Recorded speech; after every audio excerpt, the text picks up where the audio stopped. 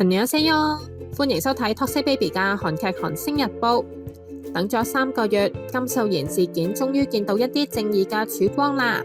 金秀賢早前高調採取法律行動，以損毀名譽為由，向橫樹研究所主持金世義同金蔡倫嘅遺屬索償120億韓元，亦即係大約876萬美金。而近日法院嘅3個舉動都可以話係企喺金秀賢嗰邊㗎。Toxic Baby 簡單咁講一下。第一，法院批准凍結金世義2個房產，市值合共超過100億韓元。因為金秀賢正係向金世義提告，要求賠償損失。但係如果金世義名下冇錢又冇財產，金秀賢一方就攞唔到賠償，所以律師就先申請凍結金世義嘅物業，令佢冇得進行轉名或者其他動作。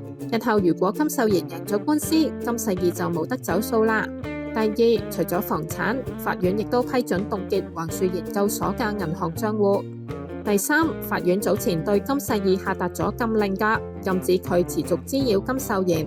之後金世義2度上訴，但係2度都被法院駁回咗。金秀賢事件爆發以嚟，網絡上充斥住各種謠言、抽水、假新聞，好多所謂嘅傳媒不負責任咁將未經證實嘅消息報導到好似真相一樣。而金世義爆料嘅真實性已經多番受到質疑，甚至警方2次傳喚佢接受調查，佢都拒絕咗，要推遲進行。真係希望事件可以早日真相大白，還無辜者公道啊！另外，金秀賢粉絲嘅力量真係好犀利啊！嚟自全球15個地區嘅粉絲連線，拍攝咗支持金秀賢嘅影片，更加有粉絲出錢又出力安排應援車喺首爾巡遊。最後，希望事件平息之後，新劇山寨人生亦都會有新嘅消息啦。